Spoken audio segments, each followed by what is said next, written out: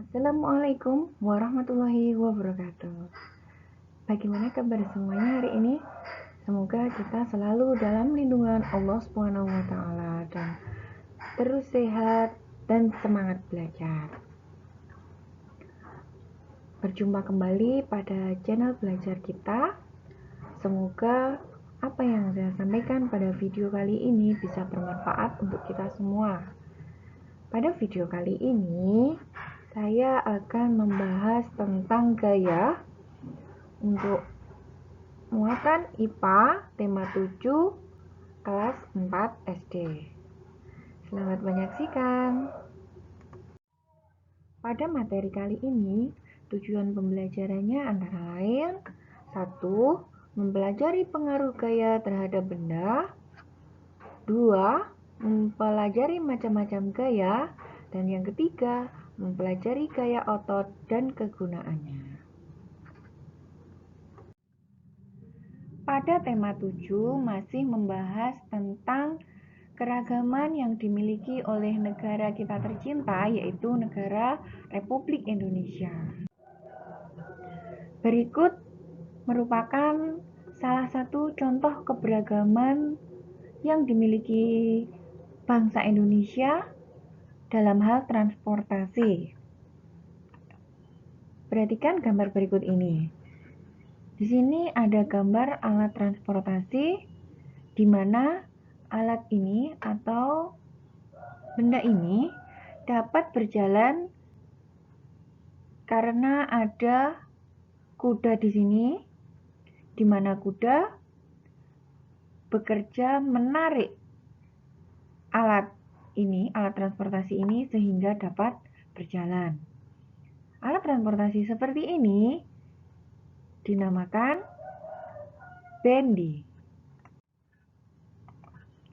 Selanjutnya,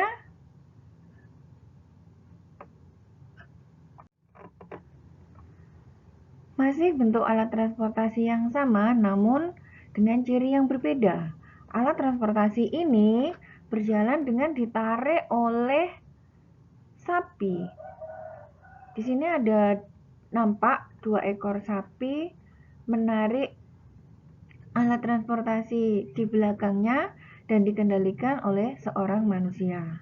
Alat transportasi seperti ini dinamakan pedati sapi. Berikutnya masih sejenis alat transportasi tradisional ya. Ini ketiga-tiganya merupakan alat transportasi tradisional. Nah, alat transportasi yang ketiga ini dia digerakkan atau ditarik oleh seekor kerbau. Dan alat transportasi ini diberi nama pedati kerbau. Kalau kita perhatikan lagi, ketiga alat transportasi tradisional ini walaupun mereka nampak berbeda, namun ada beberapa persamaan yang dimiliki, yaitu ketiga-tiganya memanfaatkan binatang atau hewan untuk menjalankan alat transportasi tersebut. Saat hewan-hewan itu berjalan, maka alat transportasi tersebut juga ikut berjalan. Artinya, alat transportasi tersebut dapat bergerak karena adanya tarikan yang dilakukan oleh hewan-hewan tersebut. Perhatikan beberapa aktivitas berikut ini. Pada gambar ini nampak ada seseorang yang sedang melakukan aktivitas terhadap suatu meja. Ada aktivitas mendorong dan ada aktivitas menarik. Mendorong ini ke arah depan, sedangkan menarik ini nampak ke arah belakang. Aktivitas mendorong dan menarik meja dapat menyebabkan meja bergeser dari posisinya. Selanjutnya, gambar seorang anak yang sedang mengangkat tas sekolah. Dia mengangkat tas dari tas yang semula berada di kursi diangkat ke punggungnya. Aktivitas yang dilakukan anak ini menyebabkan tas berpindah tempat, yang semula dari kursi berpindah tempat ke punggungnya. Begitupun ketika dia meletakkan tas tersebut kembali ke kursi, maka yang terjadi adalah posisi tas tersebut berpindah dari punggung ke kursi. Nah, artinya aktivitas mengangkat dan meletakkan suatu benda dapat menyebabkan benda tersebut berpindah tempat. Aktivitas yang ketiga adalah meremas sebuah kertas. Di sini nampak ada tangan yang sedang memegang kertas dan meremasnya. Aktivitas meremas kertas ini dapat menyebabkan kertas yang semula berbentuk lembaran menjadi bentuk seperti yang dipegang ini. Nah, aktivitas meremas kertas dapat menyebabkan benda berubah bentuk. Ya. Jadi dari ketiga aktivitas ini memberikan dampak kepada benda-benda yang diberikan aktivitas. Pada gambar pertama, aktivitas mendorong dan menarik berdampak pada pergeseran meja. Aktivitas seperti ini dinamakan gaya. Sedangkan aktivitas mengangkat dan menurunkan atau meletakkan tas ini juga berdampak berpindah tempatnya tas tersebut. Aktivitas seperti ini juga dinamakan gaya. Dan yang terakhir adalah meremas kertas. Meremas kertas seperti ini mengakibatkan benda berubah bentuk, dinamakan juga gaya. Jadi, gaya adalah dorongan atau tarikan yang dapat menyebabkan benda bergerak atau berubah bentuk. Artinya, ketiga aktivitas ini merupakan aktivitas yang dinamakan gaya. Di sini nampak dia memberikan dorongan dan tarikan kepada meja, sedangkan pada gambar yang kedua dia memberikan dorongan dan tarikan kepada tas. Cuma berbeda ketika mengangkat dan meletakkan tas, arah dorongan dan tarikannya adalah ke atas dan ke bawah. Pada aktivitas yang ketiga, meremas kertas, ini pun dia juga memberikan dorongan dan tarikan kepada kertas tersebut maksud saya. Sehingga kertas menjadi berubah bentuk. Sampai di sini kira-kira sudah bisa dimengerti ya apa yang dimaksud dengan gaya. Saya ulangi kembali. Jadi, gaya adalah dorongan atau tarikan yang diberikan pada suatu benda yang dapat menyebabkan benda tersebut bergerak atau berubah bentuk. Selanjutnya kita akan mempelajari tentang macam-macam gaya.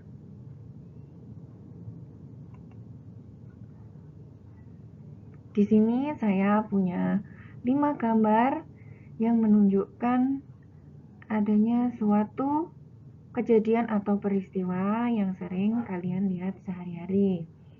Nah, pada gambar pertama ini adalah mendorong mobil, gambar yang kedua lampu yang sedang menyala, gambar yang ketiga adalah paku yang menempel pada sebuah magnet, gambar yang keempat gambar buah yang jatuh dari pohon, dan gambar yang kelima adalah gambar seorang anak yang sedang mendorong kursi. Kelima gambar ini merupakan suatu contoh kejadian yang disebabkan oleh adanya gaya. Nah, di sini perhatikan pada gambar yang pertama. Di sini dia diberikan sebuah gaya. Masih ingat kan tadi gaya adalah tarikan atau dorongan pada suatu benda. Nah, di sini dia memberikan dorongan, artinya mobil ini diberikan sebuah gaya. Nah, jenis gaya apa yang diberikan pada mobil ini? Yaitu gaya otot. Gaya otot itu gaya yang diberikan oleh anak ini berasal dari kekuatan ototnya. Kemudian untuk gambar yang kedua, yaitu gambar lampu yang sedang menyala. Lampu ini dapat menyala itu juga karena adanya gaya yang diberikan, yaitu berupa gaya listrik. Selanjutnya ada gambar yang ketiga, gambar paku yang menempel pada magnet. Paku ini bisa menempel pada magnet karena adanya gaya dari yang diberikan oleh magnet ini. Magnet memberikan gaya berupa gaya magnet. Gaya magnet ini dia dapat menarik paku-paku ini sehingga menempel pada batang magnetnya. Selanjutnya adalah gambar buah yang jatuh dari pohon. Buah jatuh dari pohon jatuh selalu ke arah bawah. Hal ini juga karena adanya suatu gaya. Dengan adanya gaya ini, yaitu berupa gaya tarikan ke arah bawah atau ke arah bumi, mengakibatkan buah jatuh menuju ke bumi atau ke bawah. Nah, jenis gaya apa yang diberikan atau yang didapat oleh buah ini sehingga dia jatuhnya ke bawah? Yaitu gaya gravitasi. Gaya gravitasi ini adalah suatu gaya yang berasal dari dalam bumi.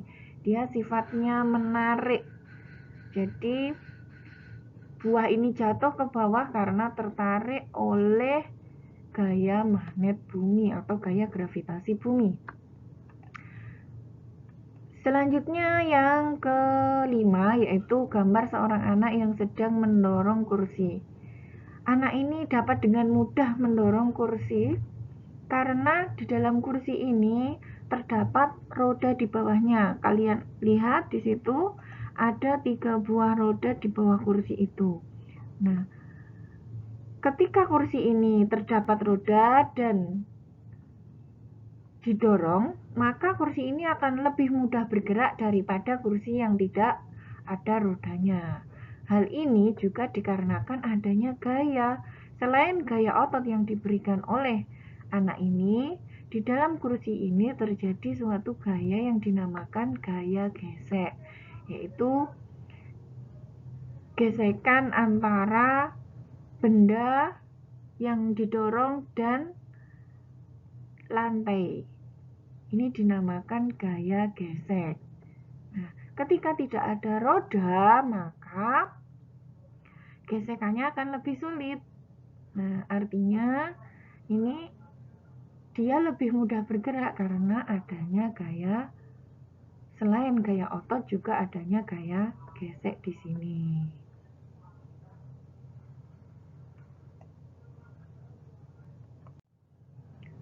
Penjelasan lebih mendetail dari macam-macam gaya ini akan kita bahas pada materi berikutnya. Dari beberapa macam gaya ini, dapat kita ketahui bahwa gaya mempunyai banyak jenis sesuai dengan sumber yang melakukan gaya. Jadi, macam-macam gaya antara lain ada gaya otot, gaya listrik, gaya magnet, gaya gravitasi, dan gaya gesek. Sekarang kita akan bahas lebih lanjut tentang gaya otot dan kegunaannya. Perhatikan beberapa aktivitas berikut ini. Nah, kegiatan-kegiatan yang ada dalam gambar ini tentunya sudah sering kalian temukan ya dalam kehidupan sehari-hari. Yang pertama, ada kegiatan beberapa anak yang sedang bermain tarik tambang. Dalam permainan tarik tambang, mereka melakukan aktivitas saling menarik dengan memanfaatkan gaya otot. Nah, gaya otot ini tentunya diperoleh dari energi atau tenaga yang ada di tubuh mereka. Berikutnya di gambar yang kedua yaitu ini ada gambar orang yang sedang membuat gerabah. Pembuatan gerabah seperti ini juga memanfaatkan gaya otot. Nah, gaya otot di sini digunakan untuk menekan dan membentuk tanah liat sehingga tanah liat tersebut bisa menjadi atau berubah bentuk menjadi bentuk sesuai keinginan pembuat.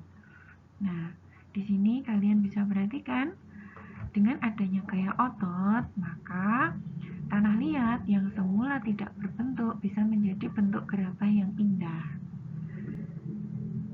Tentunya masih dengan memanfaatkan gaya otot dari seseorang. Oke. Selanjutnya yang ketiga ada gambar seorang ibu yang menggendong anaknya. Untuk menggendong anaknya, ibu ini memanfaatkan gaya otot yang berasal dari tenaga di dalam tubuhnya. Dengan adanya gaya otot, ibu ini bisa mengangkat anaknya dengan lebih mudah. Artinya apa? Ketika tidak ada gaya otot, tidak ada otot, maka ibu ini juga akan kesulitan untuk mengangkat anaknya atau menggendong anaknya. Aktivitas yang keempat, di sini ada gambar pedati kerbau ya.